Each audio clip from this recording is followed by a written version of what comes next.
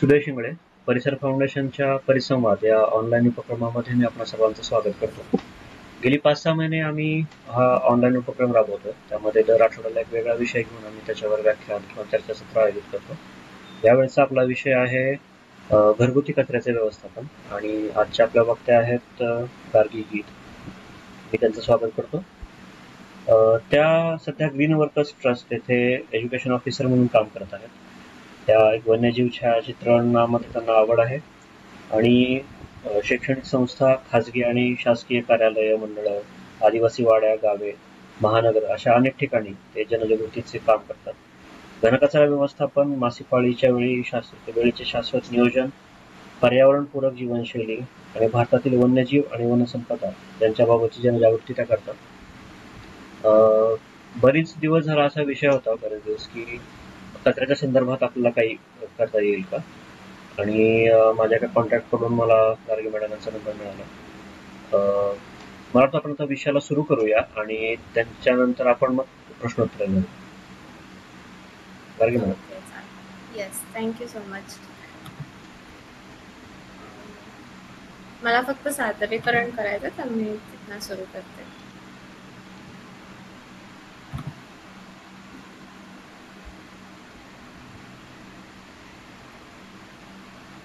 तुम्हाला स्क्रीन दिसते?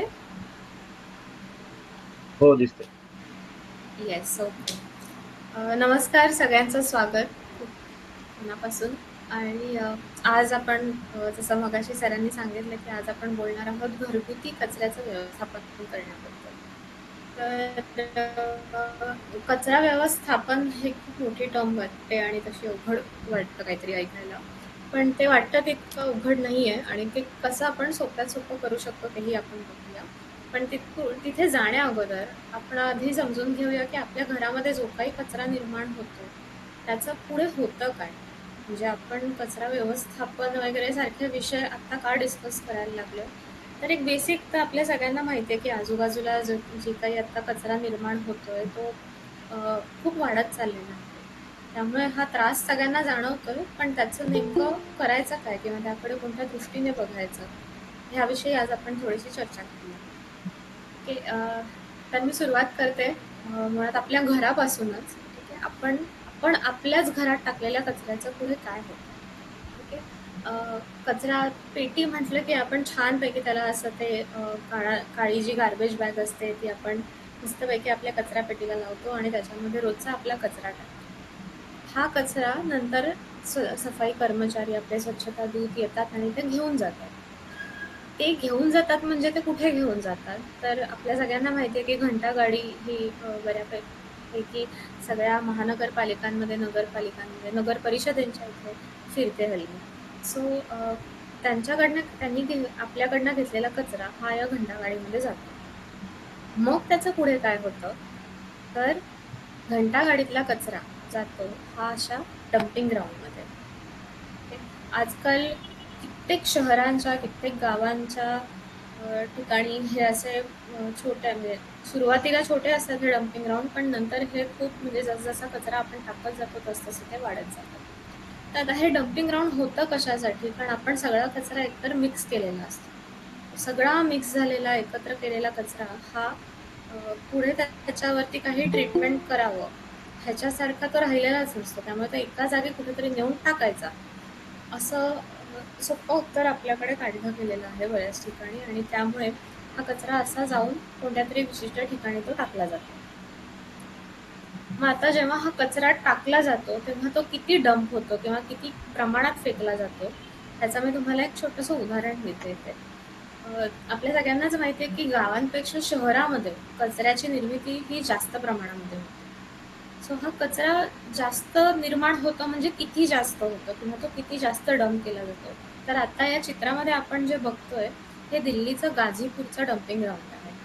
आणि जसं तुम्हाला इथे चित्रामध्ये दिसतंय की डाव्या हाताला कुतुब मिनार आहे, आणि हे जे डम्पिंग ग्राउंड आहे यमुनेच्या जवळ वसलेलं गाझीपूरचं, ते कुतुब मिनारला फक्त 8 मीटर कमी पडेल एवढी त्याची उंची आहे. म्हणजे आणि तुम्ही खरंच कधी दिल्लीला भेट दिली तर तिकडे मेट्रोमधनं जाताना किंवा रस्त्यावरनं जाताना सुद्धा हे खूप लांबून दिसणारं डम्पिंग ग्राउंड आहे. तुम्ही विचार करू शकता की किती कचरा आपण निर्माण करतोय आणि तो इतक्या जास्त प्रमाणात निर्माण करतोय की म्हणजे आता दिल्लीला जाऊन ते कुतुब मिनार बघायचं की डम्पिंग ग्राउंड बघायचं अशी परिस्थिती निर्माण झाली आहे की मोठा जास्त कचरा आता या क्षणाला दिल्लीमध्ये निर्माण झालेला आहे. आणि हे मी फक्त उदाहरणादाखल सांगते आहे, अदरवाईज अशी असंख्य ठिकाणं आहेत जिथे कचऱ्याचा सुमारच नाही. दिल्ली हे आपल्यासाठी तुलनेने थोडं लांबचं उदाहरण झालं. आपण थोडं आणखीन जवळ येऊया महाराष्ट्रामध्ये. महाराष्ट्राची राजधानी जिथे आज म्हणजे ते सुद्धा खूप मोठं अगदी शहर झालेलं आहे मुंबई. मुंबईमध्ये रोज दररोज म्हणजे दर दिवसाला 6,300 मेट्रिक टन कचरा निर्माण होतो. आता ह्या चित्रामध्ये सुद्धा तुम्हाला दिसत असेल की इथे छोटीशी खरं तर हा चांगला आपला मोठा गार्बेज व्हॅन किंवा गार्बेज ट्रक जो असतो आपली घंटागाडी, ती घंटागाडी तुम्हाला इथे छोट्याशा डॉटवरती दिसत असेल. तर तुम्ही इमॅजिन करू शकता की हा केवढा मोठं हे डम्पिंग ग्राउंड आहे, हे मुंबईचा डम्पिंग ग्राउंड आहे. आणि आता मी इथे लिहिला आहे आकडा 6,300 मेट्रिक टन वगैरे. तर आता म्हणजे किती नेमकं आपल्याला असं इमॅजिन नाही करता येते. साधारण आपण 60 देवमाशांचं वजन किती होईल ह्याचा तुम्ही विचार केला तर तेवढे 60 देवमासे भरतील एवढं एवढं कचरा आपण रोज निर्माण करतो. रोज म्हणजे आणि हे सुद्धा एकट्या मुंबईबद्दल बोलते मी, बाकीच्या शहरात तर म्हणजे विचारायला नको, तिकडेही भरपूर कचरा निर्माण होतो. काही शहरांमध्ये तर तो कचरा घंटागाडीमध्ये कलेक्टही केला जात नाही, त्यामुळे त्याचं मोजमापही होत नाही. म्हणजे इथे घंटागाडीमध्ये किमान तो कचरा जातो म्हणून आपल्याला माहिती आहे की तो किती तयार होतो. बऱ्याचशा शहरांमध्ये तर तो घंटागाड्यांपर्यंत पोचतच नाही, त्यामुळे त्याचं मापही होत नाही. सो इतका कचरा हा एक शहर, भारतातलं फक्त एक छोटंसं शहर एवढाने कचरा निर्माण करतो. त्यामुळे आपल्याला माहिती आहे की कचरा भरपूर वाढतोय, पण वाढतोय म्हणजे किती वाढतोय तर हा एवढा वाढतोय. मग आता आपल्याला कळलं की आपल्या घरातला कचरा हा सफाई कर्मचारी घेतात, तो घंटागाडीमध्ये टाकतात, घंटागाडी घेऊन जाते डम्पिंग ग्राउंडवरती. मग आता एकदा हा कचरा डम्पिंग ग्राउंडवर पोचला की पुढे काय होतं तर आपण जो काही ओला कचरा असा छान एकदम असा कचकचीत घट्ट पॅक करून जो फेकून दिलेला असतो तो जाऊन त्या डम्पिंग ग्राउंडवरती पडतो. आणि हा जो ओला कचरा असतो त्याला एका कालांतराने थोडासा वास यायला लागतो. तर हा वास जो काही येतो तो कशाचा असतो तर आपला ओला कचरा जेव्हा सडायला लागतो तेव्हा त्याच्यातनं मिथेन वायू आणि इतरही अनेक वायू त्याच्यातनं हळूहळू बाहेर पडायला लागतात. तर मिथेन वायू हा मी विशेष इथे नमूद करते का तर हा ज्वलनशील वायू आहे. की तो जास्त वेळ तसाच तिथे राहिला किंवा भरपूर उकाडा तिथे असेल तर अशा वेळी तो पेट घेतो. आणि मग तुम्ही पाहिलंच आहे की कचरा जे डम्पिंग ग्राउंड असतं त्या डम्पिंग ग्राउंडवरती कशाही प्रकारचा कचरा तिकडे मिक्स झालेला असतो. प्लास्टिक तिकडे असतं, धातू तिकडे असतो, कपडे असतात, लाकूड असतं, अशा सगळ्या गोष्टी तिकडे एकत्रच मिक्स होऊन तिथे पडलेल्या असतात. त्यामुळे एखाद्या अशा सगळ्या ज्या ज्वलनशील वस्तू आहेत म्हणजे प्लास्टिक तर तुम्हाला माहिती आहे किती पटकन पेट घेतं. सो अशा ज्वलनशील वस्तू जर आजूबाजूला पडलेल्या असतील आणि त्यात नेमका हा वायू बाहेर पडायला लागला आणि भरपूर उष्णता असेल किंवा तिथे काम करणाऱ्या कर्मचाऱ्यांकडनं काही ज्वलनशील वस्तू एखादी तिकडनं घेतली तर अख्खंच्या अख्खं डम्पिंग ग्राउंड ते पेट घेतं. आणि ते डम्पिंग ग्राउंड पेट घेतं म्हणजे किती घेतं तर इथे आपण एक बघतोय चित्र देवनार डम्पिंग ग्राउंडचं. काही वर्षांपूर्वी लॉकडाऊनच्या आधी देवनार डम्पिंग ग्राउंडला अशीच एक आग लागली होती. आणि ती देवनार डम्पिंग ग्राउंड हे काही छोटं डम्पिंग ग्राउंड नाही, खूप मोठं डम्पिंग ग्राउंड आहे ते. आणि त्यामुळे तिथे लागलेली आग ही अगदी सॅटेलाईटमधनं सुद्धा दिसत होती. इतका सगळा तो धूर त्या आजूबाजूच्या वातावरणामध्ये पसरला होता. तुम्ही विचार करू शकता की केवढा जास्त त्रास तिथे त्या शहरामध्ये किंवा त्या शेजारच्या परिसरामध्ये राहणाऱ्या लोकांना झाला असेल. रादर असे रिपोर्ट सुद्धा आहेत की देवनार डम्पिंग ग्राउंडच्या इथे काम करणारे जे रॅक पिकर्स आहेत त्यांचा आयुर्मान सुद्धा अतिशय कमी आहे. साधारण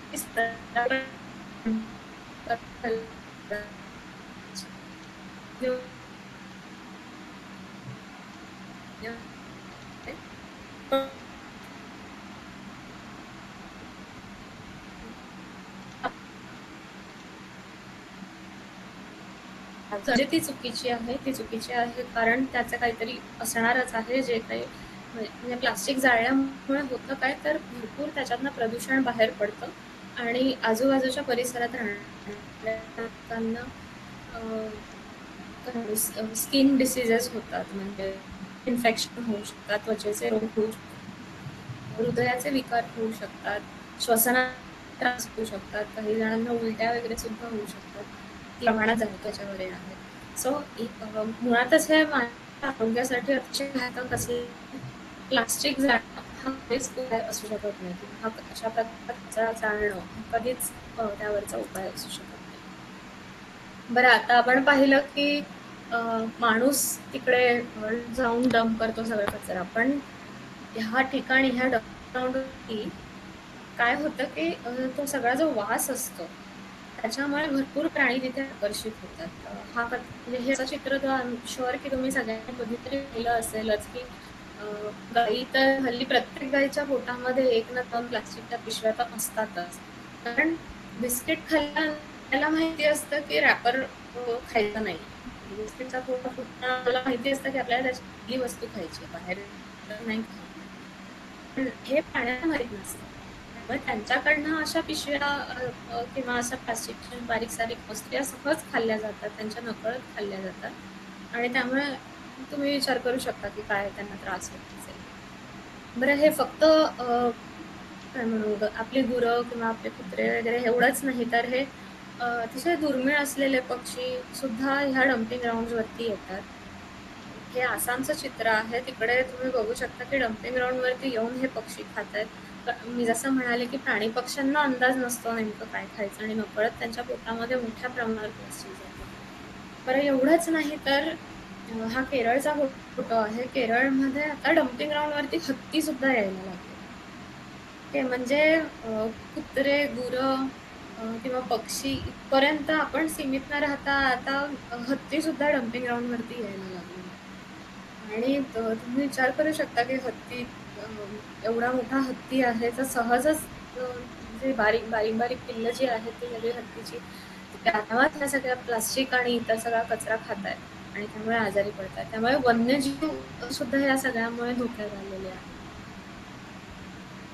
नंतर ही यमुना नदी तर आता म्हणजे पूर्वीच्या काळी यमुना ज्या गोष्टीसाठी फेमस होती ती आता यमुना त्यासाठी परिचित राहिलेली नाही. आता यमुनेचं चित्रच फार पलटलेलं आहे. यमुनेमध्ये होणारं प्रदूषण यमुनेचे फोटो तर शुअर सगळ्यांनी बघितले असतील. भरपूर त्याच्यामध्ये सगळं केमिकल्स गेल्यामुळे तिथे असं फेस तिकडे सगळा तयार झालेला असतो आणि शिवाय त्या व्यतिरिक्त प्रत्यक्ष घन कचऱ्याचं सुद्धा अतिशय जास्त प्रदूषण या नदीमध्ये झालेलं आहे आणि हे जास्तीत जास्त प्रदूषण खरं तर हे उत्तर पूजेमध्ये किंवा आपण जे काही सगळं नदीमध्ये सोडतो त्यामुळे जास्त झालेलं आहे.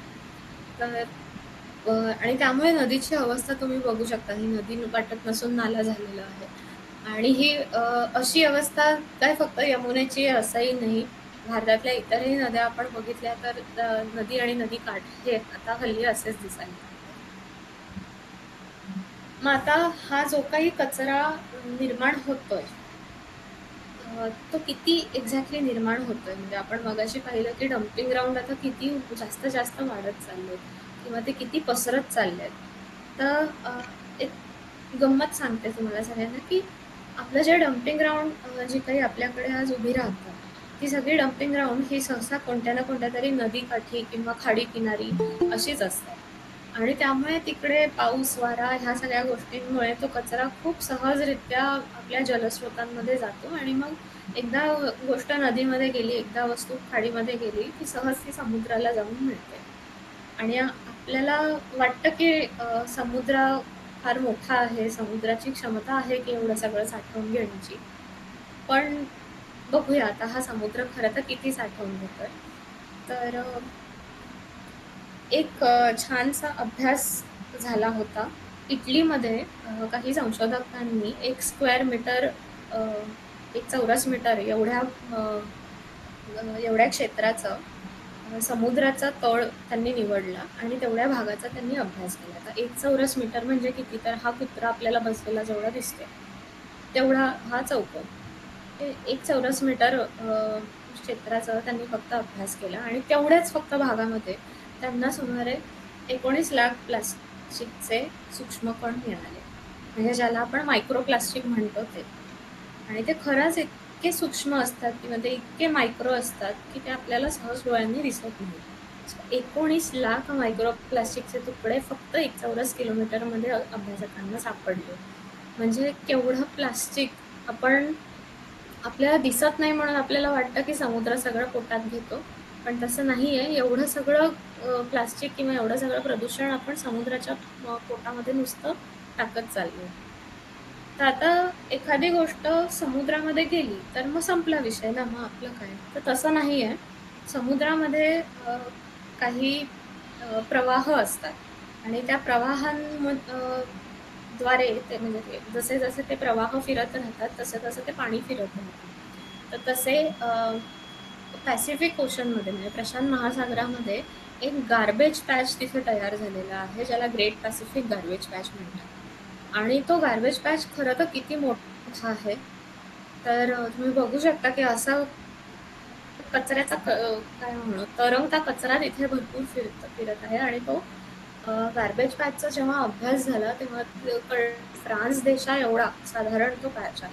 म्हणजे एका देशा एवढा हा कचऱ्याचा बेट तिकडे फिरतो आहे. तो एवढा सगळा कचरा खरं तर या क्षणाला समुद्रात गेलेला आहे. मग आता तुम्ही म्हणाल की ठीक आहे ना, तेवढा कचरा जो काही आहे तो सगळा प्रशांत महासागरात आहे. तर तसं नाही आहे. हे मी फक्त तुम्हाला एक उदाहरण दिलं. असे आणखीन असंख्य गार्बेज पॅचेस दुनियाभर आहेत. अगदी आपल्या बंगालच्या उपसागरामध्ये सुद्धा हा गार्बेज पॅच तयार झालेला आहे. तो पॅसिफिक गार्बेज पॅच एवढा मोठा नाही आहे, पण छोटे छोटे गार्बेज पॅचेस हे प्रत्येक महासागरामध्ये आणि प्रत्येक समुद्रामध्ये तयार होतात. आणि हे जो काही मी तुम्हाला सांगितलं की हा जो तरंगता कचरा समुद्रामध्ये आता या क्षणी आहे, तर हा जगामध्ये एकूण जो काही कचरा निर्माण झालेला आहे तो ह्याच्यातला जो तरंगता कचरा आहे तो फक्त 15% आहे. त्याच्यातला आणखी उरलेला एक जो 15% कचरा आहे तो आपल्याला नदी किनारी, खाडी किनारी असं सगळं किनाऱ्याला लागलेला दिसतो, जो सहसा बीच क्लीनअपमध्ये किंवा क्लीनअप ड्राईव्ह जे होतात त्याच्यामध्ये तो साफ केला जातो बऱ्याचदा. पण बाकीचा जो 70% कचरा आहे तो ऑलरेडी समुद्राच्या तळाशी पोचलेला आहे.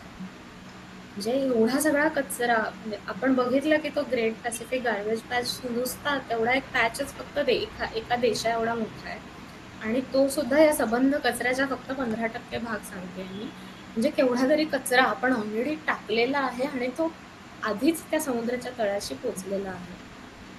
मग आता तुम्ही म्हणाल की ठीक आहे, मग आता गेला कचरा समुद्रात तर मी काय करू, मला काय फरक पडतो, नाही गेला ना कचरा. तर तसं नाही. आपण खूप महत्वाची गोष्ट आपण विसरतो की आपण समुद्रावरती डिपेंड आहोत. आपलं आयुष्य हे समुद्रावरती डिपेंड आहे. कशासाठी? तर समुद्रातनं एक खूप महत्वाची गोष्ट आपल्याला मिळते ते म्हणजे अन्न. जगातली 60% लोकसंख्या ही समुद्रकिनारी राहते आणि त्याच्यातले कित्येक जण हे समुद्रावरती डायरेक्ट अवलंबून आहेत त्यांच्या उपजीविकेसाठी किंवा पोटासाठी, अन्नासाठी. त्यामुळे एकदा ते सगळं प्लास्टिक समुद्रामध्ये गेलं की त्या प्लास्टिकचे बारीक बारीक बारीक बारीक तुकडे होत जातात आणि ते इतके सूक्ष्म होतात की ते दिसतही नाही डोळ्यांना आणि मग ते जातं सगळं प्लास्टिक प्राण्यांच्या, माशांच्या पोटामध्ये. आणि जेव्हा आपण ह्या माशांना खातो, आणि हे फक्त समुद्रात नाही आहे, नदीमध्ये सुद्धा मायक्रोप्लास्टिक भरपूर आहे. सो जेव्हा केव्हा आपण ह्या माशांना खातो तेव्हा हे सगळं आपल्या पोटामध्ये जातं. सो आपण एकदा समुद्राकडे प्लास्टिक दिलं की समुद्र ते साभार आपल्याला परत करत असतं. त्यामुळे जितकं प्रदूषण आपण निसर्गामध्ये सोडू तितकंच प्रदूषण आपल्याला परत मिळणार आहे. मग आता तुमच्यातले काही जण म्हणतील की अरे आम्ही तर मासे खात नाही, आम्ही वाचलो. पण तसं थोडीच आहे. समुद्रातनं एक खूप आणखीन एक महत्वाची गोष्ट आपल्याला मिळते ती म्हणजे मीठ. हे मीठ हे म्हणजे मिठाशिवाय आपल्या कोणाचंच जेवण पूर्ण होत नाही. सो मीठ सुद्धा जे आहे त्याच्यामध्ये आज 90% जे ब्रँड्स म्हणजे अभ्यासले गेले त्याच्यामधले 90% ब्रँड्समध्ये आज मायक्रोप्लास्टिक सापडलं. आणि हे म्हणजे फक्त जगभरातले ब्रँड फक्त बाहेरच्या देशात सापडलं असं नाहीये. अगदी गुजरात, तामिळनाडू अशा ठिकाणी जे काही अभ्यास झाले मिठात, त्याच्यामध्ये सुद्धा मायक्रोप्लास्टिकचे तुकडे सापडण्यात आले आहेत. सो आपण जितकं प्रदूषण आपल्या जलस्रोतांचं करतो आहे, तितकं प्रदूषण सगळं आपल्या पाण्यामध्ये उतरत आहे, तितकं प्रदूषण आपल्या समुद्रांमध्ये उतरत आहे. आणि ते समुद्रातून जेव्हा आपण मीठ काढून घेतो, ते मीठ आपल्या पोटात जात आहे, तेव्हा ते सगळं प्रदूषण आपल्या पोटातही जाते. सो अशा प्रकारे मिठाद्वारे भरपूर प्लास्टिक आपल्या पोटात गेलं. मग आता हे पोटात जातं प्लास्टिक, तेव्हा त्याचं पुढे काय होतं? तर असे हल्ली भरपूर म्हणजे 2020-22 पासून भरपूर अभ्यास ह्याच्यामध्ये केले गेले की केवढं प्लास्टिक नक्की आपल्या पोटात आहे किंवा आपल्या शरीरात आहे. तर आपल्या रक्तवाहिन्यांमध्ये, आपल्या धमन्यांमध्ये सुद्धा मायक्रोप्लास्टिक आता सापडण्यात आलं. त्याही उपर म्हणजे रक्तामध्ये, धमन्यांमध्ये तर सापडलं, पण आपली जी गर्भपिशवी असते बाईच्या पोटात, जेव्हा बाळ असतं तेव्हा त्या बाळाच्या पिशवीमध्ये असतं, ती गर्भपिशवी सुद्धा आता प्लास्टिकची बनलेली आहे.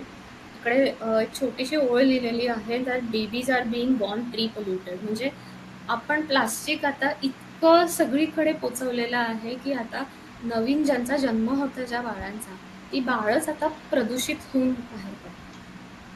सो इतकं प्रदूषण, इतकं प्लास्टिक आपण आपल्या सगळ्या अंगामध्ये आलेलं आहे.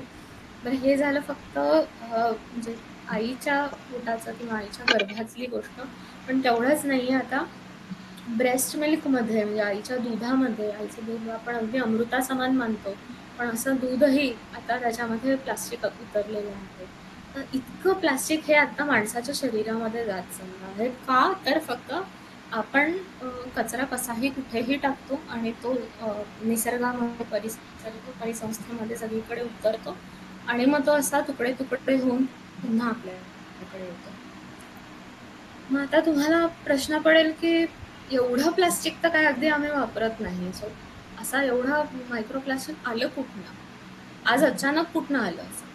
तर आज अचानक असं कुठनं नाही आलं. आपण खूप वर्ष वापरत आलोय आणि आपल्या नकळत वापरत आलोय आणि खूप छोट्या छोट्या गोष्टींमधनं हे प्लास्टिक बाहेर आलेलं आहे. जसं की तुम्ही इथे बघू शकता की आपला जो टी शर्ट किंवा आपला शर्ट किंवा आपले जे कपडे आहेत त्यांच्या मागे एक असं लेबल असतं आणि त्या लेबलवरती लिहिलेलं असतं की आपण जे घातलेलं कापड आहे ते कशापासून बनलेलं आहे आणि त्याच्यामध्ये काय काय किती पर्सेंटेजमध्ये आहे. सो इथे तुम्ही बघू शकता की 31% कॉटन, म्हणजे हा जो कापड आहे ह्याच्यामध्ये फक्त 31% कॉटन आहे. बाकी 65% पॉलिस्टर म्हणजे सिंथेटिक फायबर आहे त्याच्यामध्ये, नायलॉन सारखे सिंथेटिक फायबर, आणि 4% इलास्टिक. सो हे कपडे जेव्हा धुतले जातात तेव्हा वॉशिंग मशीन मार्फत किंवा आपण जसे कपडे एकदम रगडून रगडून धुतो, आपटून आपटून धुतो, त्या सगळ्यामध्ये जे काही आहे ते हे सगळे एक एक धागे ह्याच्यातनं निघत जातात. सो हे सुद्धा मायक्रोप्लास्टिकच असतं. सो ह्याच्यातनं किंवा ह्याला मायक्रोफायबर म्हणतात, पॉलिफायबर. सो हे सगळे पॉलिफायबर त्याच्यातनं बाहेर पडतात आणि अशा प्रकारे ते प्लास्टिक आपल्या परिसंस्थेमध्ये जातं. आपल्याला हे लक्षात नाही येत. आपल्यासाठी आपण फक्त कपडे धुतो, पण मुळात आपला कपडा बनलाय कशापासून हे बऱ्याचदा आपण तपासून नाही बघत आणि त्यामुळे हे असं सगळं प्लास्टिक आपल्या हातून बाहेर पडतं. नंतर सॅनिटरी पॅड्स आहेत, डायपर्स आहेत, ह्या सगळ्या वस्तू सुद्धा बनलेल्या आहेत प्लास्टिकपासून. आपल्याला वाटतं की त्या कॉटनच्या आहेत, पण तसं नाही, त्या प्लास्टिकपासून बनलेल्या आहेत. त्यामुळे त्याच्यातून भरपूर प्लास्टिक म्हणजे ते वापरून टाकून दिलं जातं आणि त्यामुळे प्लास्टिकचा कचरा भरपूर वाढतो. त्याच्यानंतर वेट टिश्यूज आहेत, म्हणजे साधा टिश्यूने आपलं मन भरत नाही आणि छान आपल्याला एकदम असा थंड थंड वाटावं ह्याच्यासाठी आपण वेट टिश्यू वापरतो. पण तो ओलावा किंवा तो थंडावा टिकून ठेवण्यासाठी साधं कापड तिथे वापरलेलं नसतं, तर ते सिंथेटिक फायबर असतं. त्यामुळे त्याच्यातही प्लास्टिक बॉन्ड्स असतात. प्लास्टिक असल्यामुळे तेही आपण जेव्हा टाकून देतो तेव्हा खरं तर आपण कापडाचा नव्हे तर प्लास्टिकचा कचरा वाढवत असतो. नंतर ही आहे tea bag. Okay, tea bag सुद्धा आपल्याला असं वाटतं, म्हणजे चहाची बॅग, तर आपल्याला वाटतं की ती कापडापासून बनलेली आहे, पण तसं नाही आहे. बऱ्याचशा ब्रँड्स ह्या नायलॉनपासून किंवा सिंथेटिक फायबरपासून हे टी बॅग्स बनवतात. त्यामुळे त्याही जेव्हा आपण डिप करतो तेव्हा भरपूर मायक्रोप्लास्टिक आपल्या चहामध्ये उतरतं. आता इकडे आपण बघतो आहोत एक पेपर कप. आता तुम्हाला प्रश्न पडेल की पेपर कप कशाला दाखवते मी इथे. पेपर कप तर म्हणजे उलट आपण प्लास्टिक वाढू नये ह्यासाठी आपण एक रिप्लेसमेंट शोधली होती. त्याला एक उत्तम पर्याय शोधला होता आणि तो आपल्याला पेपर कप म्हणून आणला होता आपण तो. पण पेपर कप हा खरंच पेपरचा असतो का ते आपण बघूया. नंतर प्लास्टिकची बाटली नको म्हणून टीन कॅन वापरला जातो बऱ्याचदा. तर आपल्याला असं वाटतं की हे प्लास्टिकसाठी खूप चांगले पर्याय आहेत, म्हणजे मस्त उपलब्ध झालेले पर्याय. पण खरंच तसं आहे का? तर तुम्हीच विचार करा. म्हणजे साध्या पेपरवरती तुमच्या वहीच्या एखाद्या कागदावरती 2 थेंब जरी पाण्याचे पडले तरी लगेच त्या कागदाचा आकार बदलून जातो आणि भरपूर पाणी पडलं तर अगदी त्याचा लगदाच होऊन जातो. मग एवढा गरम गरम चहा त्या पेपर कपमध्ये कसा राहतो? हा प्रश्न तुम्हाला कधीतरी पडला असेलच. तर हा चहा तिकडे राहू शकतो कारण तिथे आतमध्ये म्हणजे तिथे एक असा प्लास्टिकचा पातळ थर असतो त्या पेपर कपमध्ये. त्यामुळे प्लास्टिक टाळण्यासाठी आपण पेपर कप आणले, पण ह्याने आणखीन प्रॉब्लेम कॉम्प्लिकेट झाला. कारण प्लास्टिकचे कप हे प्लास्टिकचे असल्यामुळे ते रिसायकलिंगसाठी म्हणा किंवा कशासाठी तरी जात होते. पुढच्या प्रक्रियेसाठी ते जात होते. पण पेपर आणि प्लास्टिक जेव्हा आता एकत्र केलं आणि ते सुद्धा एवढं बारीक प्लास्टिक असल्यामुळे त्याचं पुढे काहीच नाही करता येऊ शकत. सो आपण जे बघतोय ना की प्लास्टिकचे बारीक बारीक बारीक बारीक तुकडे सगळीकडे जे पसरत आहेत ते असेच पसरत आहेत. कारण आपल्याला असं वाटतं की आपण फेकताना कागद फेकतोय, पण मुळात तो प्लास्टिक असतो. सेम गोष्ट आहे टिन कॅनची. म्हणजे आता हे जे असे कोको कोला किंवा असे जे सगळे ड्रिंक्स असतात ते एरेटेड ड्रिंक्स असतात किंवा सोडा म्हणून आपण तर त्या सोडामध्ये भरपूर गॅस असतो. म्हणजे ह्या अशा प्रकारच्या ड्रिंक्समध्ये भरपूर गॅस असतो. तर ह्या गॅसचा या धातूशी संपर्क येऊन काही रिॲक्शन, काही केमिकल रिॲक्शन होऊ नये या कारणासाठी, म्हणजे खरं तर आपल्याच सेफ्टीसाठी आतून एक असा प्लास्टिकचा लेअर दिलेला असतो. पण त्याने होतं काय की आपण ह्याला टिन कॅन समजून बसतो किंवा आपण ह्याला पूर्णतः एखादी धातूने बनलेली वस्तू समजून बसतो, पण प्रत्यक्षात मात्र ते धातू आणि प्लास्टिक असं ते मिक्सचर असतं. सो अशा प्रकारे म्हणजे बऱ्याचदा आपल्याकडनं अनावधानाने किंवा आपल्याला माहीत नसतं, आपण पेपर आणि धातू असं समजून तो कचरा फेकून देतो, पण ना तो रिसायकल होऊ शकत ना त्याच्यावरती पुढे काही प्रक्रिया होऊ शकत. आणि हे असं मिक्स कचरा असल्यामुळे तो प्रोसेस करणं आणखीन अवघड होऊन जातं आणि त्याच्यात नेमकं हे सगळं प्लास्टिक असतं. नंतर आणखीन वेगळ्या वेगळ्या प्रकारे प्लास्टिक सगळीकडे आपल्याला दिसतं. जसं की आता हा भांडी घासायचा साबण आहे. तर पूर्वी भांडी घासायचा साबण म्हणजे साधी साबणाची वडी अशी होती. पण आता हल्ली ते पॉलिकोट लेयर आणि असं सगळं म्हणून त्याला खालती एक असं तुम्ही बघितलं असेल एक पातळ प्लास्टिकचा लेयर असतो. म्हणजे जेव्हा साबण आपला भांडी घासायचा साबण संपत आलेला असतो तेव्हा असे त्याचे तुकडे तुकडे पडायला लागतात. साबण आहे म्हटल्यावर खरं तर तो विरघळून जायला पाहिजे, पण तसा न होता तिकडे तुम्हाला तुकडे दिसतात एकदम शेवटच्या भागाला. तर ते तो जो बारीक लेअर असतो खालती, जो बारीक थर दिलेला असतो तोही प्लास्टिकचा असतो. म्हणजे भांडी घासताना सुद्धा आपल्या हातून केवढं तरी प्लास्टिक हे मोरीतून, नळातून, सिंकमधनं बाहेर पडतंय. किंवा भांडी घासायचा साबण हा तर ढळढळीतच अगदी प्लास्टिकने बनलेली वस्तू आहे, पण आपल्याला लक्षातच येत नाही बऱ्याचदा की प्लास्टिकने बनलेली वस्तू असली तरी सुद्धा घासतोय आपण त्याने. आणि तुम्हाला माहितीच असेल की जितकं आपण भांडी घासत जातो तसतसं ही जी घासणी आहे ही घासणी हळूहळू हळूहळू कमी होत जाते. कारण तिचे बारीक बारीक बारीक बारीक तुकडे होत जातात आणि ते तुकडे सगळे आपल्या मोरीतून, नळातून, सिंकमधनं सगळीकडे ते पसरत जातात. सो आपण जे बघतोय मगाचपासून की एवढं सगळं प्लास्टिक नदीमध्ये, समुद्रामध्ये आणि परिसंस्थेमध्ये सगळीकडे उतरलंय. ते का उतरलंय? तर हे असं आपण रोजच्या गोष्टीत ना म्हणजे खूप साधी गोष्ट आहे भांडी घासणं. पण ह्याच्यातनं सुद्धा एवढा सगळा कचरा तिकडे बाहेर पडतो. त्याच्यानंतर आहे च्युइंग गम. सो हे हे एक असं खाद्य आहे ज्याच्यामध्ये इलॅस्टिसिटी येण्यासाठी काही पॉलिमर बॉन्ड्स वापरले जातात. सो म्हणजे आपल्या खाण्यामध्ये सुद्धा खरं तर इथे प्लास्टिक आलेलं आहे.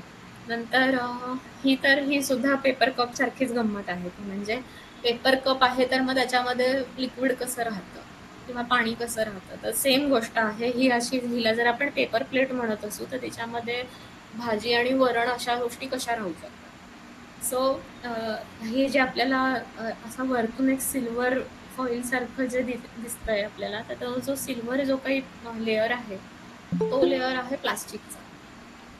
त्यामुळे हे सुद्धा प्लास्टिकचं आहे. सो बेसिकली जिथे जिथे आपल्याला सांगितलं जातं की हा कागद आहे, पण तो कागद वागतो प्लास्टिक सारखा, तेव्हा ते प्लास्टिकच असतं, ते अजिबातच तो कागद नसतो. पण मग आता ह्याला उपाय काय? म्हणजे आपण बघतोय की खूप बारीक सारीक गोष्टींमध्ये सगळीकडे प्लास्टिक आहे आणि ह्याला ना हिडन प्लास्टिक म्हणतात. म्हणजे तुम्ही जर आता ऐकत असाल तर तुम्ही हे नोंदवून घ्या की हिडन प्लास्टिक म्हणजे छुपं प्लास्टिक आहे. तर हिडन प्लास्टिकची अशी आणखीन काही उदाहरणं तुम्ही बिनधास्त गुगल करून बघा. तुम्हाला अनेक गोष्टींमध्ये असं लपलेलं असं छुपं प्लास्टिक तुम्हाला दिसेल. मग आता हे टाळायचं असेल तर आपण काय करू शकतो? तर जसं मगाशी आपण उदाहरण घेतलं होतं की च्युइंग गमचं. तर कोणालाही प्लास्टिक खाण्यामध्ये तर अर्थात इंटरेस्ट नाही आणि ते पोटात जाऊ नये असं आपल्याला वाटतं. पण मग आपण एक विचार करूया की आपण च्युइंग गम कशासाठी खायचो? तर एक मुखवास म्हणून आपण खायचो किंवा खातो.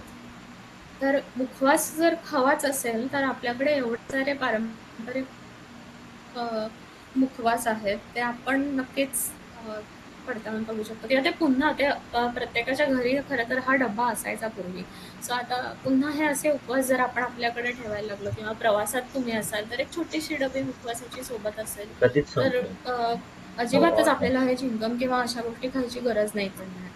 नंतर ते सगळं मगाशी नेचर आपण चालू बघितलं झालं की हे पण भांडी संपत नाही. घासण्यासारख्या खूप बेसिक 10 प्रक्रियामधनं मिनिटाचं. सुद्धा एवढं प्लास्टिकचं प्रदूषण होतं. पण आता मग पूर्वी काय करायचे? म्हणजे आपण त्या काळामध्ये जाऊन बघूया की ज्या काळामध्ये प्लास्टिक वापरलंच नाही जायचं, तेव्हा काय करायचो आपण? तर तेव्हा नारळाच्या शेंड्यांपासून शांत भांडी नाही ते घासली बंद जायची. पडतं. आजही गावामध्ये घासली जातात. सो हल्ली आता म्हणजे तुम्ही शहरात राहत असाल आणि तुम्हाला अगदी नारळाच्या शेंड्या सहज उपलब्ध नसतील किंवा त्यांनी घासणं कम्फर्टेबल वाटत नसेल, तर बाजारामध्ये अशा प्रकारचे नारळाच्या शेंड्यांपासून बनलेले घासण्या बाजारामध्ये उपलब्ध आहेत. अगदी Amazonवरती सुद्धा उपलब्ध आहेत. आणि अगदीच तुम्हाला वाटत असेल तर तुम्ही नारळाच्या शेंड्यांपासून असे अशा घासण्या तुम्ही बनवू शकता. फार वेळ नाही लागत, अगदी एक 20 मिनिटाचं काम आहे, पण छानशी घासणी तुम्ही ह्याच्यातनं बनवू शकता. नंतर आपण बघितलं की अ, आपले जे काही हल्लीचे साबण आलेले आहेत, ज्याला विशेषतः ते पॉलिकोट लेयर घालून दिलेले असतात, त्याच्याऐवजी आपण लिक्विड सोप वापरू शकतो. मी इथे कोणत्या ब्रँडचं प्रमोशन नाही करत आहे अजिबात, तुम्ही कोणतंही लिक्विड सोप वापरा. किंवा तुम्ही ॲक्च्युअली स्वतः घरी सुद्धा बनवू शकता. लिंबू, गूळ आणि पाणी ह्या 3 गोष्टींपासून आपल्याला सहज बायो एन्झाईम बनवता येतं. त्याची रेसिपी तुम्हाला Googleवरती सहज मिळेल. असंख्य YouTube व्हिडिओ आहेत त्याच्यावरती की बायो एन्झाईम्स कसं बनवायचं. अर्थात ते बनवायला थोडे पेशन्स लागतात, पण तुम्ही ट्राय केलं तर नक्कीच छान ते बनू शकतं. नंतर एक खूप साधं उदाहरण देते मी की हल्ली असे चॉपिंग बोर्ड प्लास्टिकचे फॅन्सी चॉपिंग बोर्ड भरपूर यायला लागले बाजारामध्ये. सो ह्याची सुरुवात कुठनं झाली तर पूर्वी तर स्वयंपाक खालती बसूनच व्हायचा. त्यामुळे आजही जे विळीवर भाज्या चिरतात किंवा विळीवरती सगळं चालतं त्यांचं काम, त्यांचा आहेत. पण मग जसा जसा ओटावरती आला तसं आपल्याला ह्या चॉपिंग बोर्डची गरज पडायला लागली. सो हे चॉपिंग बोर्ड जर जितके आपण प्लास्टिकचे वापरू तितक्या वेळा आपण त्याच्यावरती त्या सुरीने कापत चालेल जाणार ना? आणि मग ते रेंज तुम्ही आहे ना बघितलं फुल. असेल की चॉपिंग बोर्डवरती सारखी सारखी ती धार लागून लागून बारीक बारीक तुकडे त्या लगेच चॉपिंग बंद. बोर्डचे निघायला लागलेले असतात किंवा त्या चिरा त्याला अतिशय पटकन पडायला लागतात. आणि मग ते असे किंवा सालपटं निघाल्यासारखं तुम्हाला ते दिसेल त्याच्यावरती. तर ती जी सगळी रात्री सालपटं बोलतात निघतायत त्या 12चा प्लास्टिकच्या 1चा चॉपिंग बोर्डची, ती खरं तर ते प्लास्टिकच आहे आणि ते अन्नवाटेत आपल्या पोटात जातं. म्हणजे आपण जशा भाज्या चिरतो, जशी फळं चिरतो त्याच्यावरती तसं ते सगळं आपल्या पोटामध्ये जातं. तर त्याला खूप सुंदर आणि अतिशय छान पर्याय उपलब्ध आहे, तो म्हणजे आपल्या लाकडी चॉपिंग बोर्ड्सचा. सेमच वस्तू आहे, काही फरक नाहीये, पण फक्त ते लाकडी आहेत. अर्थात प्लास्टिकचे बोर्ड हे स्वस्त असतात म्हणून ते घेतले जातात. लाकडी बोर्ड हे अगदी किंचित महाग असतात. पण आता तर तेही इतक्या जास्त प्रमाणामध्ये उपलब्ध झालेत की ते सहज परवडूही शकतात. तर आता एवढा सगळा जर प्रॉब्लेम आहे, तर तुम्हाला प्रश्न पडला असेल की अशा आम्ही कित्येक गोष्टी बदलायच्या, म्हणजे किती प्लास्टिक टाळायचं. कारण आता वाटतं तर आहे की एवढं सगळं प्लास्टिक जर पोटात जात असेल तर आपण काहीतरी करायला पाहिजे. पण मग ह्याची सुरुवात कुठनं करायची, असा प्रश्न तुम्हाला पडू शकतो. तर अ, आपल्या सरकारने हे खूप छान गोष्ट केलेली आहे, म्हणजे केली होती, आजही खरं तर ती चालूच आहे, ती म्हणजे प्लास्टिक बॅन. ओके, तर प्लास्टिक बॅन म्हणजे तुम्हाला असं वाटेल की छे छे काय प्लास्टिक, कसलं काय प्लास्टिक बॅन, ते तर फक्त नावापुरतं होतं. अजूनही एवढं सगळं प्लास्टिक आम्हाला आजूबाजूला दिसतंय. पण ते कितीही खरं असलं तरी आपण एक थोडी संकल्पना त्यामागची समजून घेऊया.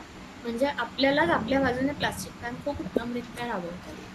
तर आता ह्या चित्रामध्ये आपल्याला जे काही दिसतं आहे, त्यामध्ये 2 गोष्टी कॉमन आहेत. ते म्हणजे या सगळ्या ज्या वस्तू आहेत, त्या प्लास्टिकच्या बनलेल्या आहेत. आणि दुसरी गोष्ट म्हणजे हे सगळं जे काही आता आपल्याला दिसतंय ते आहे सिंगल यूज प्लास्टिक. म्हणजे ह्याच्यामध्ये कप आहेत, स्ट्रॉ आहेत, चमचे आहेत, बाटल्या, झाकणं आणि वरती इयरबड्स सुद्धा आहेत. सो ह्या सगळ्या ज्या काही वस्तू आहेत, ह्या सिंगल यूज प्लास्टिकच्या आहेत. ओके. तर आपण पुढे जाऊया आणि ह्या बघूया. तर ह्या सगळ्या ज्या वस्तू आहेत, ह्या इथे ज्या आपल्याला वस्तू दिसतायत, ह्यांच्यामध्ये सुद्धा 2 गोष्टी कॉमन आहेत. एक म्हणजे या सगळ्या वस्तूंमध्ये प्लास्टिक आहे आणि दुसरं म्हणजे हे सगळं ड्युरेबल प्लास्टिक आहे. ओके. म्हणजे काय, तर आता कचऱ्याची बादली आहे, तर कचऱ्याची बादली म्हणजे रोज आपण कचरा त्याच्यामध्ये टाकतो, पण कचऱ्यासकट कचऱ्याची बादली नाही देऊन टाकत. किंवा टीव्ही आहे, टीव्हीची मागची फ्रेम सुद्धा ही प्लास्टिकची असते. सो आपण एक टीव्ही शो बघितला, त्याच्यावरती एक सिनेमा बघितला आणि मग टीव्ही बंद केला की झालं, चला झालं माझं काम, आता मी टीव्ही फेकून देते. असं आपण नाही करत. तर टीव्ही राहतो आपल्या घरामध्ये, किंवा पाण्याच्या टाका, किंवा अगदी ह्या अशा ट्रंक, अशा ज्या प्लास्टिकच्या जुन्या जुन्या ट्रंक, ह्या आता पिढ्यानपिढ्या आपल्या घरामध्ये राहतात. ओके. सो माझा सांगण्याचा मुद्दा असा आहे की जे सिंगल यूज प्लास्टिक आहे, जे आपण मगाशी पाहिलं, अ, ते ना जितके वेळा आपण वापरतो तितके वेळा ते टाकून देतो आणि ते प्रत्येक वापरानंतर आपल्याला फेकून द्यावं लागतं, कारण त्या प्लास्टिकची क्वालिटी, त्याचा दर्जा इतका कमी दर्जाचा मुळातच ती वस्तू असल्यामुळे आपल्याला ती टाकून देणं भाग असतं. फार तर फार आपण ती 2 ते 3 वेळा वापरू शकतो. पण स्ट्रॉ, इयरबड अशा गोष्टी तर आपल्याला एकदा वापरून लगेच टाकूनच द्याव्या लागतात. त्याऐवजी हे जे प्लास्टिक आपण बघतो आहे, हे प्लास्टिक वर्षानुवर्ष, दशकानुदशकं, पिढ्यानपिढ्या आपल्या घरामध्ये राहतं. त्यामुळे जितके वेळा आपण प्लास्टिक वापरतो, तितके वेळा आपण फेकतो. सो जेवढ्या वेळा आपण सिंगल यूज प्लास्टिक वापरणार आहोत, तेवढ्या वेळा आपण सिंगल यूज प्लास्टिक फेकून देणार आहोत. त्यामुळे सिंगल यूज प्लास्टिकचा कचरा हा पटापट जनरेट होणार. त्याऐवजी हे सगळं जे बाकीचं आत्ता आपण बघतोय, प्लास्टिक, टीव्ही असेल, पाण्याची टाकी असेल, ह्या सगळ्या ज्या वस्तू आहेत, ह्यांचा कचरा पटापट नाही तयार होत. त्याला वेळ लागतो तयार व्हायला आणि तो सुद्धा टाकताना मग पुढे त्याची रिसायकल किंवा त्याच्यावरती पुढे प्रक्रिया होते. ओके. सो आपण जे म्हणतोय ना की प्लास्टिक बॅन झालं किंवा प्लास्टिक बंद झालं, मग आता काही प्लास्टिक वापरायचंच नाही का, किंवा आता अरे बापरे एवढं प्लास्टिकाचा सगळा म्हणजे प्रदूषण होतंय, पण आपण प्लास्टिक शिवाय जगायचं का? तर तसं शक्य नाहीये. आपण हे मुळात स्वीकारूया की असं प्लास्टिक शिवाय जगणं, उद्यापासून मी ठरवलं प्लास्टिक बंद केलं आणि मला नाहीच आता जगायचं, तर असं काही होऊ शकत नाही. अर्थात आपल्याला प्लास्टिक लागणार आहे. म्हणजे आत्ता सुद्धा आपण या सत्राला सगळे एकत्र जमलो आहोत, ते आपण फोनवरनं, लॅपटॉपवरनं सगळीकडनं येऊन आपण एकत्र भेटलो आहोत. तर ह्या सगळ्या वस्तू सुद्धा प्लास्टिकमुळेच बनलेल्या आहेत. त्यामुळे उद्यापासून अगदी तुम्ही प्लास्टिक ठरवलं तरी बंद नाही करू शकत. सो आपण हे स्वीकारूया की प्लास्टिक काय पूर्णतः बंद नाही होऊ शकत. पण काही वस्तू अशा आहेत, ज्यांच्यामुळे सारखा कचरा तयार होतो, जसं की सिंगल यूज प्लास्टिक, जे एकदा वापरून टाकून द्यावं लागतं, यूज अँड थ्रो प्लास्टिक. अशा प्लास्टिकच्या वस्तू आपण नक्कीच टाळू शकतो. ओके. सो उद्या जर आपल्याला टाळायचं असेल या 2 वस्तूंपैकी, तर कोणती गोष्ट आपण टाळू शकतो? तर ही प्लास्टिकची पिशवी आपण 100% टाळू शकतो. पण प्लास्टिकचं स्टूल हे जर तुम्हाला कन्व्हिनियंट वाटत असेल, तर ते ठीक आहे, ते आपण वापरू शकतो. ते वर्षानुवर्ष आपल्या घरामध्ये राहणार आहे आणि त्याचा कचरा हा काही रोज नाही निर्माण होणार. पण प्लास्टिकच्या पिशवीचा कचरा मात्र आपण रोज नवीन आपल्याला ती पिशवी वापरावी. ओके. सो अशीच खूप छोटी उदाहरणं आहेत, जिथे आपल्याला खूप सहजरित्या हे सिंगल यूज प्लास्टिक किंवा यूज अँड थ्रो प्लास्टिक आपल्याला टाळता येणार आहे. म्हणजे कसं, तर अगदी आईस्क्रीम आपल्या सगळ्यांना आवडतं. ओके. सो आपण आईस्क्रीम खायला गेलो की खूप स्वाभाविक गोष्ट करता येण्यासारखी आहे, ती म्हणजे आईस्क्रीम कप मधून घेण्याऐवजी कोनमधून घ्यायचं, जेणेकरून आपल्याला एक छान असा कुरकुरीत कोनसुद्धा खायला मिळतो आणि प्लास्टिक कप किंवा त्या आईस्क्रीमच्या कपामध्ये येतं आणि त्याच्यासोबत खायला जो चमचा येतो, या दोन्हीचा कचरा आपल्याला इथे टाळता येतो. सो ही खूप छोटी गोष्ट आहे, पण ह्याने भरपूर प्रमाणात कचरा कमी होऊ शकतो. अशी असंख्य उदाहरणं आहेत. तुम्हाला हवं असेल तर तुम्ही नंतर विचारू शकता, आपण त्यावरती सविस्तर चर्चा करू. की हे सगळं झालं आता प्लास्टिक पुराण. मग आता तुम्हाला प्रश्न पडला असेल की ह्या ओल्या कचऱ्याचं काय करावं, कारण तो घरामध्ये तर सगळ्यात जास्त तयार होतो रोजच्या स्वयंपाकामध्ये, बरोबर? तर एक खूप महत्वाची गोष्ट आपण करू शकतो, ती म्हणजे आपण ही जी डस्टबिनसाठी जी बॅग वापरतो, जी बिन बॅग वापरतो, गार्बेज बॅग जी वापरतो, ती मुळात आपण वापरणं बंद करूया. कारण तिथनंच खरं तर प्लास्टिकचा पहिला कचरा तुमचा सगळा सुरू होतो. हे त्याच्याऐवजी आपण काय करू शकतो, तर आपली जी डस्टबिन आहे तिला आपण असा काय म्हणू, कागदाचा हे लावू शकतो, ज्याच्यामध्ये आपण सुका कचरा काढून ठेवू शकतो. की सुका कचरा हा सगळ्या या अशा प्रकारच्या डस्टबिनमध्ये टाकला, जिथे आपण पेपरने त्याला एक छान लाइनिंग केलेलं आहे, तर तिथे राहिला तर आपली डस्टबिन पण खराब होत नाही आणि असं तुम्ही इथे बघता इथे चित्रामध्ये की असाच्या असा उचलून हा कचरा आपल्याला टाकता येऊ शकतो. पण मग आता कागद आहे तर ओला कचऱ्यामुळे ते ओले होईल ना, पण ओला कचरा खरं तर आपल्याला तिथे टाकायचाच नाही. मग ओल्या कचऱ्याचं करायचं काय, तर ओल्या कचऱ्याचं आपण मस्तपैकी खत बनवू शकतो. आता खत बनवायचं म्हणजे नेमकं काय करायचं, तर खूप साधी गोष्ट आहे. आपण सगळ्या ज्या भाज्या आहेत किंवा आपली फळं आहेत ती आपण घरी आणतो, मग त्याची सालं वगैरे असतात, ती आपल्याला फक्त कंपोस्ट बिनमध्ये टाकायची आहे. साधारण एक महिनाभराचा अवधी त्याला लागतो. महिनाभरामध्ये हे खत तयार होतं आणि हे खत तुम्ही तुमच्या झाडांसाठी किंवा कोणाचं शेत असेल तिकडे तुम्ही देऊ शकता किंवा कोणाचं फार्म हाऊस असेल तिकडे तुम्ही देऊ शकता. मग हे सगळं करायचं कसं, तर किंवा हे करायला खूप जागा लागते का, तर असं अजिबात नाहीये. पुण्या मुंबईसारख्या शहरामध्ये सुद्धा हे करणं खूप सहज शक्य आहे. म्हणजे मी सुद्धा ज्या घरामध्ये राहते माझ्या घराला अजिबात गॅलरी वगैरे असं काही नाहीये. नॉर्मल फ्लॅटमध्ये जी खिडकीच्या इथे थोडीशी जागा असते, जिथे एक बादली राहू शकते, अशी बादली राहण्या इतकीच जागा माझ्याकडे आहे आणि तेवढ्या जागेमध्ये सुद्धा आम्ही अख्ख्या कुटुंबाचं खत तिथे तयार करतो. ओके, सो तुम्ही इथे सुद्धा बघू शकता की कसं खतासाठीचे कंपोस्टर्स इथे ठेवलेले आहेत. एवढ्याशा जागेमध्ये अख्ख्या फॅमिलीचं खत तिथे तयार होऊ शकतं. त्याच्यासाठी फक्त आपल्याला एक ठराविक प्रोसेस फॉलो करायला लागते. खत निर्मिती कशी करायची किंवा घरामध्ये, छोट्या घरामध्ये खत निर्मिती कशी करायची ह्याचे सुद्धा असंख्य यूट्यूब ट्युटोरियल्स तुम्हाला मिळतील. तुम्ही यूट्यूबवर जाऊन फक्त शोधण्याची देरी आहे, तिथे तुम्हाला सगळं तिथे मिळेल. सो हे जे कंपोस्टर्स आहेत हे ठेवायला फारशी जागा लागत नाही. तुम्ही तुमच्या वरांड्यामध्ये किंवा गॅलरीमध्ये किंवा खिडकीमध्ये हे कंपोस्टर जरी ठेवलं तरी ती जागा पुरेशी आहे. तिथे सहज खत आपल्याला तयार करता येतं. मग आता हे खत तयार करण्यासाठीची प्रक्रिया जी आहे ती कशी असते, तर मी थोडक्यात इथे सांगते. तर मुळात आपल्याकडे जे काही डिकम्पोजेबल कचरा तयार होतो, तो कचरा त्या कचऱ्याचं आपल्याला विभाजन करावं लागतं. म्हणजे कसं, आता इथे आपण बघतोय की उरलेलं खाद्य आहे, आपण कढीपत्ते, मिरच्या वगैरे काय बाजूला काढून ठेवलेले असतील त्या असतात, किंवा भाज्यांची फळांची सालं असतात, नारळाच्या शेंड्या किंवा ब्राऊन पेपर असतो, पालापाचोळा असतो, हाडं काटे असतील नॉनव्हेज खायचं तर ह्या ज्या दोन गोष्टी आहेत त्या आपल्याला सगळ्यात पहिले दोन वेगळ्या वेगळ्या ठेवायच्या आहेत. ओके, ह्याच्यामध्ये हा जो कचरा आपल्याला दिसतोय म्हणजे फळांची सालं, भाज्यांची सालं, उरलेलं अन्न, खरकटं अन्न, शुष्क अन्न, हे सगळं जे आहे हे आपल्याला वेगळं ठेवायचं आहे. आणि जो सुका कचरा आहे तो आपल्याला वेगळा ठेवायचा आहे.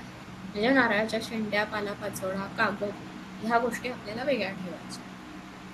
ओके, हे वेगळ्या ठेवल्यानंतर जो काही आपला रोजचा ओला कचरा तयार होतो तो आपल्याला सँडविच रूपामध्ये त्या कंपोस्टरमध्ये टाकायचं. म्हणजे आपण मगाशी जे कंपोस्टर पाहिलं की घरामध्ये कसं कोणत्याही कोपऱ्यामध्ये आपण ते सहज ठेवू शकतो, तर ते तिथे ठेवल्यानंतर तिकडे काय करायचं, तर आपण सँडविच कसं बनवतो की म्हणजे खालचा जो भाग असतो तो ब्रेडचा असतो, म्हणजे तो ड्राय असतो, तो शोषून घेतो, आणि एकदम वरती सुद्धा हे असतो, ब्रेडच असतो. त्यामुळे वरचे 2 लेयर आहेत ते ड्राय ठेवायचे. ओके, जसं इथे आपण बघू शकतो हे दोन्ही लेअर ड्राय ठेवलेले आणि आपला जो रोजचा ओला कचरा आहे तो आपण इथे मधल्या लेअरमध्ये टाकायचा. असं जर आपण रोज करत गेलो, म्हणजे आता ड्राय टाकला, त्याच्यामध्ये आपला ओला कचरा टाकला, मग पुन्हा त्याच्यावरती कोरडा कचरा टाकला आणि बंद केलं. ओके, आणि मग नंतर पुन्हा दुसऱ्या दिवशी येऊन ह्या कोरड्या कचऱ्यावरती ओला कचरा टाकला आणि पुन्हा सुका कचरा टाकला आणि ते बंद केलं. असं ते पूर्ण भरेपर्यंत आपण करत जायचं. आणि मग साधारण महिनाभराच्या प्रक्रियेनंतर असं छानपैकी त्याचं काळं सोनं बाहेर येतं. असं छानपैकी मस्त त्याचं खत तयार होतं. तुमची इच्छा असेल तर तुम्ही ते खत चाळून वगैरे तुमच्या झाडांना देऊ शकता, किंवा तुम्हाला हवं असेल तर तुम्ही ते डायरेक्ट काढून दिलं तरी चालेल. सो अशा प्रकारे हे खत घरच्या घरी सुद्धा आपल्याला तयार करता येऊ शकतं.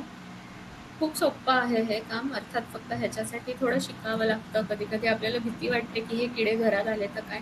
तर मुळात आपण एक समजून घेऊया की ते कंपोस्ट मधले किडे आहेत, त्यांचं आपल्या घरामध्ये काही काम नाहीये. त्यांना जे काही खायला प्यायला मिळतं ते त्या खतामध्येच मिळतं. त्यामुळे आपल्या घरात येण्यात त्यांना काही एक रस नसतो. त्यामुळे बिनधास्त तुम्ही खत उद्यापासून अगदी सुरू करू शकता. पण अर्थात हे करायचं असेल तर एक खूप महत्वाची गोष्ट करणं आवश्यक आहे, ते म्हणजे कचऱ्याचं विभाजन.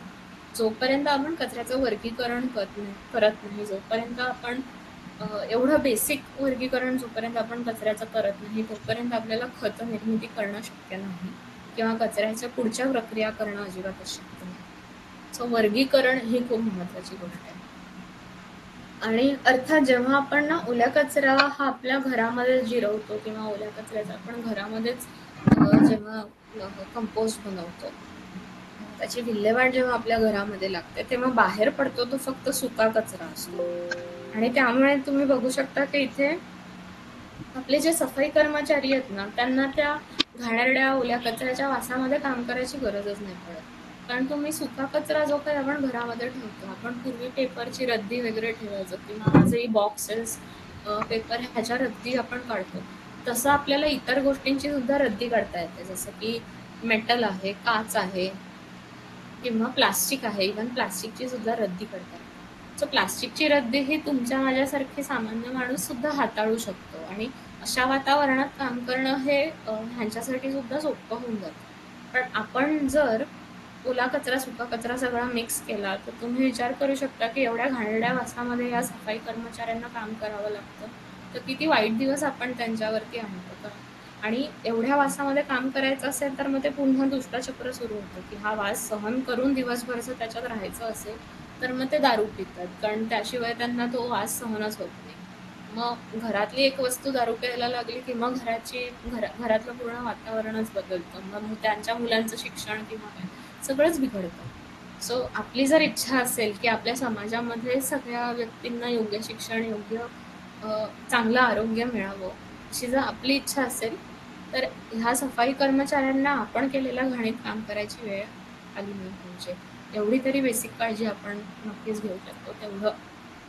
एवढी काळजी आपण आपल्या कचऱ्याची घ्यायला काहीच हरकत नाही. नंतर एक खूप महत्वाची गोष्ट आहे, म्हणजे काही वर्षांपूर्वी कचऱ्याचा प्रॉब्लेम हा एवढा मोठा नव्हता. म्हणजे एक दोन दशकांपूर्वी कचरा हा खूप मोठा प्रॉब्लेम नव्हता जेवढा आज तो बनलेला आहे. त्याचं कारण असं की मुळात आपण बघतोय कसं या सगळ्या वस्तूंकडे, ह्याने खूप फरक पडतो. म्हणजे एखादी गोष्ट मला वापरायची नाही आणि म्हणून ती मी टाकून देते, असा जेव्हा मी विचार करते तेव्हा ती माझ्यासाठी कचरा बनते. पण तुम्हाला लक्षात असेल की पूर्वी सगळीकडे गडगडीची खोली असायची, आणि त्या अडगळीच्या खोलीमध्ये आपण आत्ता वापरात नाहीये पण नंतर कधीतरी लागू शकते अशा वस्तू आपण तिकडे त्या अडगळीच्या खोलीमध्ये ठेवून द्यायचं. पण ते टाकल्या नाही जायच्या, त्या वापरल्या जायच्या. कधी ना कधीतरी काही ना काहीतरी त्याचा उपयोग व्हायचा. ह्या पिढीला नाही तर पुढच्या पिढीला उपयोग व्हायचा. पण आज यूज अँड थ्रो हा विचारच इतका वाढलेला आहे, किंवा अशा वस्तूच इतक्या वाढलेल्या आहेत, त्यामुळे म्हणजे वस्तू बनवतानाच ती वापरून टाकून द्यायची हे ठरलेलंच असल्यामुळे आपण त्याच्याकडे विकत घेतानाच कचरा विकत घेतोय असं आपल्याला वाटतं. म्हणजे साधं पेन आपल्याला माहितीये की आपण ते टाकून देणार. तर अशी प्रत्येक गोष्ट जी आहे ती आपण प्रत्येक गोष्टीकडे कचरा म्हणून न बघता आपण त्याचं आणखीन काही वेगळं करू शकतो का, हे आपण बघूया. म्हणजे जसं की आता हा तेलाचा कॅन आहे. हा तेलाचा कॅन आहे, तर ह्याच्यातलं मी तेल काढलं, वापरून झालं, स्वयंपाक झालं, सगळं झालं. पण मग आता हा फेकून द्यायचा आहे. तर काय, तर फेकूनच द्यायला पाहिजे असं नाही आहे. त्याच्यापासून आपण आणखीन काहीतरी बनवू शकतो. जसं तुम्ही इथे बघताय की छान असे प्लांटर्स बनवलेले आहेत त्या कॅनपासनं. एकदम डेकोरेटिव्ह प्लांटर्स त्याच्यातनं बनवलेले आहेत. म्हणजे तुम्ही झाडं लावण्यासाठी, छोटी शोभेची झाडं लावण्यासाठी सुद्धा या कॅनला एका विशिष्ट आकारामध्ये कापलं, छान रंगवलं, तर मस्त त्याच्यातनं तयार होतील. किंवा हे बघा, हा सुद्धा एक वेगळा आकार इथे तयार केलेला आहे. हे झाकण त्यांनी वापरलेलं आहे आणि ह्याचा बेस काढून त्यांनी वर वापरला. सो प्रत्येक गोष्टीकडे आपण कचरा म्हणून न बघता त्याचं एक काहीतरी वेगळं, त्या वस्तूला आणखीन एक काही वेगळं आयुष्य आपण देऊ शकतो का, असं जर आपण एकदा बघायला लागलो तर घरातला बराचसा कचरा हा कचरा वाटणारच नाही. आणि अशा असंख्य गोष्टी आहेत. म्हणजे साधी घरामध्ये येणारी बाटली, तिला सुद्धा आपण तिच्यापासून सुद्धा आपण काय काय बनवू शकतो आणि उपयोगी वस्तू बनवू शकतो. आणि कधी कधी आपण एक थोडंसं मॉडिफिकेशन केलं किंवा थोडासा खर्च केला तर नक्कीच होऊ शकतो. जसं की आता हे तुम्हाला दिसते प्लास्टिकची बाटली आहे, पण तिला एक असा चेन इकडनं लावलेली आहे आणि तिची कंपास पेटी बनवली. किंवा हा एक खेळ आहे, तर ठोकळ्यांचा. तर हे ठोकळे आता तुम्ही लहानाचे मोठे झालात, पण मग आता खेळण्यांचं करायचं काय? तर त्याच्यापासून आपल्याला काहीतरी वेगळं बनवता येऊ शकतं. म्हणजे हे किचन सुद्धा बनवलेलं आहे आणि शिवाय हे की होल्डर पण बनवलं. तर अशा खूप गोष्टी छान छान आपल्याला बनवता येऊ शकतात. उन्हाळी सुट्टी आता येत आहे, तर लहान मुलांसाठी तर खूप मस्त हे उपक्रम होतात. आणि ह्या गोष्टी आपण आधीपासून करायचो. मला नाही वाटत मी काही फार तुम्हाला वेगळं सांगते. ह्याच्याकडे आपल्याला टाकाऊपासून टिकाऊ वस्तू बनवणं असं आपण म्हणतो. तर हे खूप छान छान गोष्टी ह्याच्यातनं करता येऊ शकतात. हे आपण पूर्वी करायचो, पण हे हळूहळू धावपळीच्या आयुष्यात सगळं विस्मरणात गेलेलं आहे. नंतर जुन्या साड्या, इतक्या साड्या सगळ्या लग्नामध्ये मिळालेल्या असतात, वर्षानुवर्ष बायकांकडे साचलेल्या असतात. पण ह्यांच्या साड्यांचं आपण काय काय करू शकतो, तर गोधडी हे आपल्याला माहितीच आहे, साड्यांपासून गोधड्या बनवतात. पण साड्यांचे आणखीनही वापर हल्ली भरपूर फेमस झालेले आहेत. जसं की साड्यांपासून पडदे बनवता येतात, पर्सेस बनवता येतात, ड्रेस बनवता येतात, किंवा उशांचे अभरे बनवता येतात. अशा खूप गोष्टी आपल्याला, म्हणजे एखादी वस्तू टाकून द्यायला पाहिजे असं नाही, तर आपण खूप काय काय बनवू शकतो. आता साड्यांची जागा करत आता जीन्स आणि अशा वस्तूंनी घेतलेले आहे, किंवा अशा प्रकारचे कपडे आज तरुणी घालतात. सो जीन्सचं काय करू शकतो, तर जीन्सचं सुद्धा खूप काय काय करता येऊ शकतं. ही छानशी पायपुसणी तुम्ही बघू शकता, एकदम मस्त जुन्या जीन्सची जुन्या जीन्सेस घेऊन ही सगळी मस्त लांबलचक मोठी पायपुसणी बनवली आहे. त्या व्यतिरिक्त आणखीनही खूप गोष्टी करता येऊ शकतात. नंतर काच आहे, काचेचं आपण काय करू शकतो, तर मी तुम्हाला खूप अशी छोटे छोटे उदाहरणं देते की म्हणजे काच नंतर कट करून आपल्याला तिचा किंवा त्याच्या झाकणाला फक्त भोकं पाडून एक छान असा लॅम्प आपल्याला बनवता येऊ शकतो.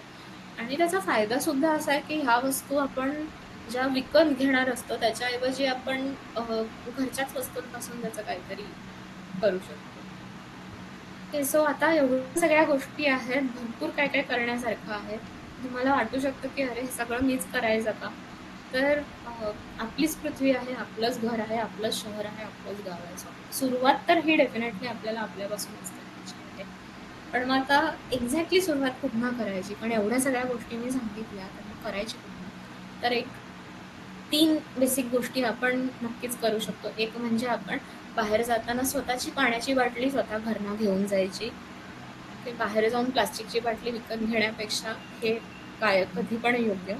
दुसरी म्हणजे स्वतःची पिशवी आपण आपल्यासोबत घेऊन जायची, भाजी आणायला जाताना, कोणतंही सामान आणायला जाताना. किंवा तुमचं इंटेन्शन जरी नसेल की तुम्ही सहज फेरफटका मारायला जरी बाहेर पडला, तरी सोबत एक पिशवी ठेवायला काहीच हरकत नाही. छोट्या मस्त कापडी पिशव्या अगदी आपल्या खिशात सहज राहतात. खिशामध्ये जर तुमच्या फोन राहत असेल तर एक कापडी पिशवी राहायला काहीच हरकत नाही. तेवढी एक पिशवी घेऊन आपण नक्कीच बाहेर पडू शकतो.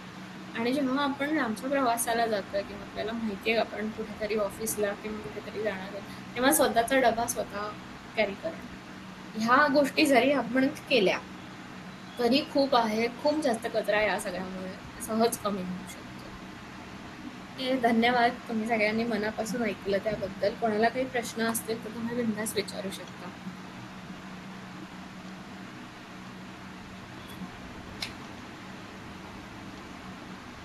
हॅलो.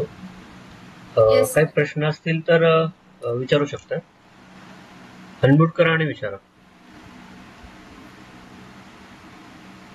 कोणाचा काही प्रश्न आहे का?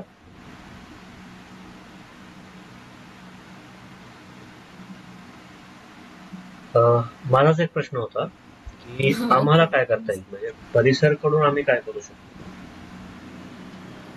ओके. खूप छान प्रश्न आहे. माझ्या मते सगळ्यात पहिली गोष्ट आपण करू शकतो ती म्हणजे जनजागृती. कारण बऱ्याच गोष्टी ह्या माहीतच नसल्यामुळे आपण त्या करत आलोय आतापर्यंत.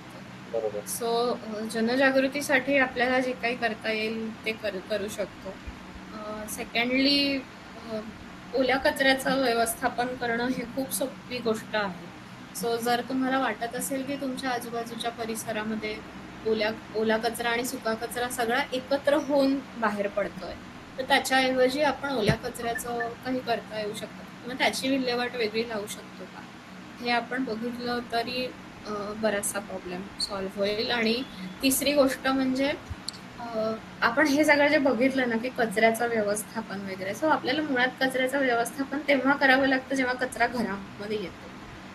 आपण मुळातच आपल्या पर्चेसिंग हॅबिट्स म्हणजे वस्तू विकत घेण्याची जी आपली मानसिकता आहे किंवा आपल्या ज्या सवयी आहेत त्या बदलल्या की तर आपल्या घरामध्ये कचरा येणंच कमी होईल.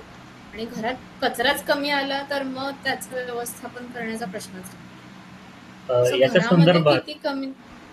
हा, येस येस बोला. या संदर्भात काही शाळांमध्ये किंवा काही कॉलेजेसमध्ये आम्हाला काही घेता येईल का, की जर आम्हाला काही गाईडलाईन मिळाली की असं असं आपल्याला विद्यार्थ्यांपर्यंत घेऊन जायचं, तर मग आम्ही तसं ते करू शकतो. हो, परचेसिंग नक्कीच चालेल हॅबिट्स. ना. आपण नंतर बोलू सविस्तर ह्यावरती. पण शाळांसाठी आता एक पुण्यामध्ये खूप उत्तम उपक्रम चालू आहे, मिशन सिटी चक्र. त्याच्याबद्दल मी तर तुम्हाला पाठवेलच नंतर. तर हा खूप सुंदर उपक्रम आहे.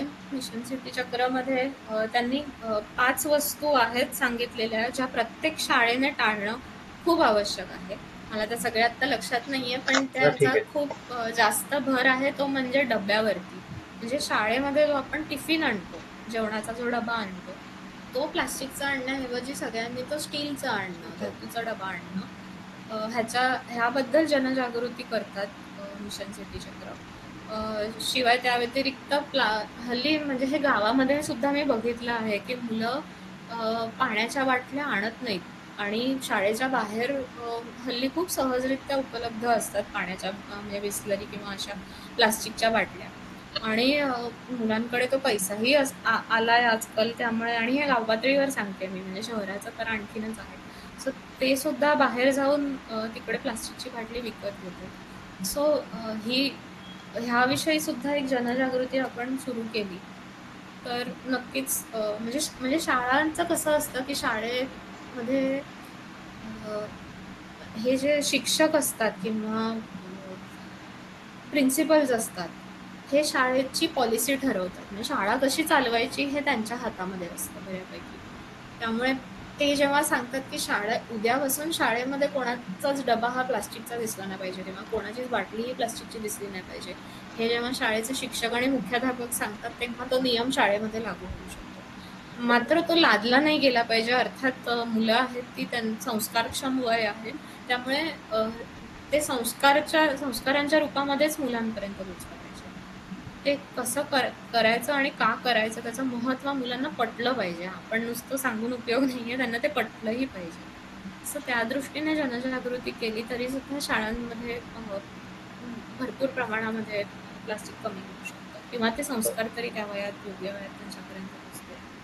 हे शाळेच्या पातळीवर झालं. आपल्या गावाच्या पातळीवर काय करता येईल का, किंवा नगरपालिकांच्या आणि ग्रामपंचायतीच्या लेवलवर तसा पण जर काही प्लॅन असेल किंवा काय असेल तर शेअर करू येस, नक्कीच आहे. आपण स्वच्छ सर्वेक्षण बद्दल नंतर तपशीलवार जाणून घेऊया नंतर. स्वच्छ सर्वेक्षण म्हणजे स्वच्छ भारत अभियानाचा हा एक भाग आहे स्वच्छ सर्वेक्षण. आणि आता जे कोणी उपस्थित आहे ते सगळेजण स्वच्छ सर्वेक्षणच्या वेबसाईटवरती जाऊन आपलं शहर स्वच्छ सर्वेक्षणमध्ये कितव्या क्रमांकावरती आहे हे जाऊन आवर्जून बघा. त्या सर्वेक्षणानुसार प्रत्येक शहराला ते शहर किती स्वच्छ आहे ह्यानुसार एक रँकिंग दिलेलं असतं. गेली अनेक वर्ष इंदोर हे जगातलं सगळ्यात स्वच्छ शहर म्हणून पारितोषिक मिळवत आहे. सो जर तुम्ही कधी फिरायला गेलात तर आवर्जून इंदोरला एकदा भेट द्या आणि बघा की त्यांनी तिथल्या लोकांनी त्यांच्या म्हणजे एवढं मोठं शहर असून सुद्धा त्यांनी कसं त्यांच्याकडचं कचऱ्याचं व्यवस्थापन केलंय ते बघूया. त्याशिवाय गाव पातळीवरती मी म्हणेन की वेंगुर्ला मॉडेल हे अतिशय फेमस झालेलं आहे. त्याबद्दल तुम्ही आवर्जून नंतर वाचा. मी फक्त एक छोटंसं म्हणजे एक थोडक्यात सांगते की त्यांनी काय केलं होतं तिथे. तर कचरा जो आपण कलेक्ट करतो, कचरा घेऊन जायला आपल्याकडनं जेव्हा सफाई कर्मचारी येतात तेव्हा मुळात आपली खूप मोठी जबाबदारी आहे ती म्हणजे कचऱ्याचं वर्गीकरण करणं. आणि त्यांनी खूप छान गोष्ट केली होती ती म्हणजे रोजच्या रोज ते 2च गोष्टी घेऊन जायचे. एक म्हणजे ओला कचरा आणि दुसरं म्हणजे त्यांनी वारानुसार ठरवलेलं की कोणता कचरा घेऊन जायचा. उदाहरणार्थ सोमवारी आपण फक्त प्लास्टिकचा कचरा द्यायचा, मंगळवारी फक्त कागदाचा कचरा द्यायचा, गुरुवारी फक्त काचेचा कचरा द्यायचा. हे असं केल्यामुळे मुळातच ते वर्गीकरण करणं खूप सोपं झालं आणि त्यामुळे नंतर त्या वस्तू ज्या आहेत त्यांच्यावरती प्रक्रिया म्हणजे रिसायकलिंगची जी प्रक्रिया आहे ते करणं आणखीन सोपं आणि सहज झालं. सो अशी काही मॉडेल्स आहेत जी आपल्याला लोकसहभागातून आणि अर्थात पंचायत, परिषद ह्या सगळ्यांना एकत्र आणून आपण हे करू शकतो. पण हे खूप मोठ्या गोष्टी आहेत. त्याच्यासाठी भरपूर स्ट्रॅटेजायझिंग करावं लागतं, खूप चांगले प्लॅन्स आखावे लागतात आणि अर्थात भरपूर अभ्यास याच्या मागे. अजून कोणाचा काही प्रश्न आहे का? प्रश्न असेल तर अनम्यूट करा आणि विचारा.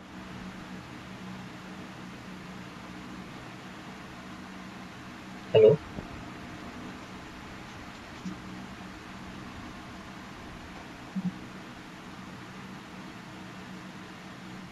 गाव पातळीवर शरद काही प्रश्न आहेत का तिकडं कचऱ्याच्या संदर्भात?